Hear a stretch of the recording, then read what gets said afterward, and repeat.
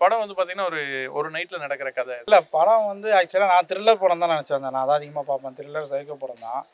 ஆனால் அந்த மாதிரி தான் நினச்சி வந்தேன். ஆக்சுவலாக அந்த மாதிரி எதுவுமே கிடையாது இல்லை இந்த படத்தில். ஃபர்ஸ்ட் ஹாஃப் போர் அடிக்காமல் போச்சுங்க, பிரச்சனை நல்லா இருக்கு. செகண்ட் ஹாஃப் நல்லா இருக்குங்க. த்ரில்லர்னால் உங்களுக்கு வந்து யார் கொலை பண்ணியிருப்பான்னு தேடி கண்டுபிடிக்கணும். அது எதுவுமே கிடையாது, ஸ்டார்டிங்கே தெரியும் சொல்லிடுவாங்க. ரெண்டாவது வந்து சைக்கோனாக்க பயங்கரமாக கொலை பண்ணணும். நீங்கள் கொலையே பண்ண வேணாம், அந்த பண்ணுற விஷயமே வந்து நம்மளுக்கு அவ்வளோ பயங்கரமாக இருக்கும். அந்த மாதிரி எதுவுமே கிடையாது அந்த படத்தில். ஒரு மென்டலி சிக்கு, மென்டலி டிஸார்டரு போல. நான் காசு கொடுத்துட்டு வந்துட்டேன்ல, அதனால் அடுத்து ஏதாச்சும் ஒரு சீனில் த்ரில்லிங்காக இருக்கும். இப்போ நீங்கள் வந்து கதையெல்லாம் கேட்டு வந்து பார்த்தீங்கன்னா உங்களுக்கு பிடிக்காது. நான் வந்து ஏதாச்சும் ஒரு இடத்துல த்ரில்லிங்காக இருக்கும்னு பார்த்தேன். கடைசிங்க அதெல்லாம் இல்லை, தெரிஞ்சிச்சு தான் சொல்லிட்டு சரி உட்காந்து நான் பார்த்துட்டு வந்துட்டேன். அவ்வளோதான். இல்லை அவர் வந்து எப்படின்னாக்கா இப்போது நார்மலாக ஒரு ஊர் கெட்டப்பில் தான் நிறையா நடிப்பார். அதில் எப்படி நடிப்பாரோ அதே மாதிரி தான் இதுலேயே நடிச்சிருக்காரு. இல்லை, செட்டால சுத்தமாக செட்டால.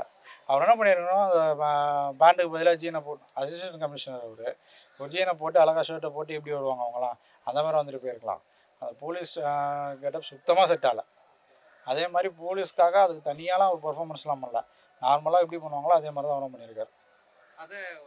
இல்லை அதெல்லாம் சும்மா மேலே ஒரு அவுட்லைனுங்க. நீங்கள் வந்து சும்மா ஜாலியாக பார்த்துட்டு போகிறீங்களா, அவ்வளோதான். கதையே கேட்கக்கூடாது. கொஞ்சம் கதை தெரிஞ்சாலும் நீங்கள் வந்து பார்க்க மாட்டீங்க.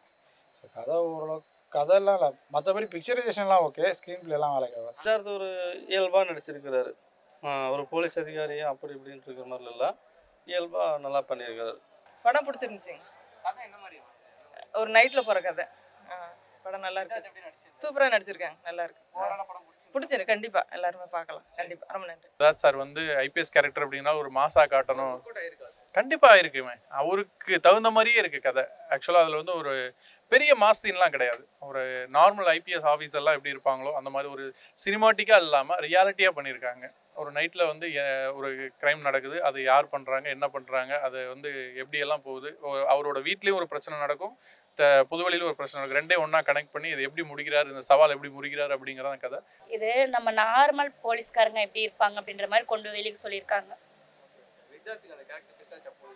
நல்லா இருக்குங்க. அதாவது இது வரைக்கும் எல்லாமே ஒரே வேறு இதில் பார்த்துட்டு இது போலீஸ் கெட்டப்போ போட்டிருக்காங்க, இது நல்லா இருக்கு. அதுதான் டிஃப்ரெண்ட்டாக கொண்டு போயிருக்காங்க. இப்போது மற்ற படத்துலலாம் லேடிஸ் தான் இது பாதிக்கப்பட்டால் போய் ஒரு ஹாஸ்பிட்டலில் சேர்த்துறது, தனித்துவம் படுத்துவாங்க. இது இல்லை, அவங்க பழி வாங்குறோம் இதுக்காக கொண்டு போயிட்டாங்கல்ல, அது நல்லாயிருக்கு. சாங்ஸ் நல்லாயிருக்கு, ஃபேமிலியோட பார்க்கலாம். குடும்ப கதை தான் சார், நல்லா இருக்கு. சூப்பராக நடிச்சு செட் ஆச்சு சார். அதான் குடும்பம் கடமை ரெண்டுமே நல்லா தானே பண்ணுறாரு, நல்லா இருக்கு.